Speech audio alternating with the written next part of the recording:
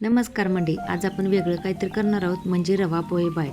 त्यासाठी मी एक वाटी सर्व साहित्य घेतलेलं आहे. त्यामध्ये कॉर्नही घातलेले, 1 वाटी रवा, 1 वाटी पोहे, 1 वाटी दही आणि थोडेसे कॉर्न.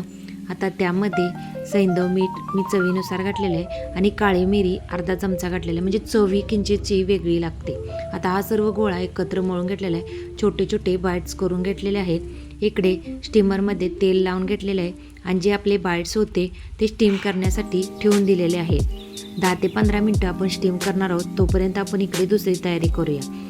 तेलामध्ये जिरे मोहरी थोडेसे तडतडण्यासाठी टाकलेले, अर्धा चमचा तिळी घातलेले आहे, म्हणजे खूपच छान चव लागते. त्यामध्ये आले लसूण आणि कढीपत्ताही पेस्ट करून घातलेले आहे. थोडासा अख्खा कढीपत्ताही घातलेला आहे. हळद आणि लाल तिखट अर्धा चमचा घातलेला आहे. कसुरी मेथीही घातलेली आहे. आणि आता आपल्या इकडे बाईट स्टीम झालेले आहे ते टाकून घेणार आहोत आणि त्यामध्ये मी थोडासा चाट मसालाही टाकलेला आहे. आपले तयार आहेत रवा पोहे बाईट्स. चवीलाही छान लागतात आणि मुलांनाही खूप आवडतात. लाईक आणि सबस्क्राईब करायला विसरू नका बरं का. थँक्यू.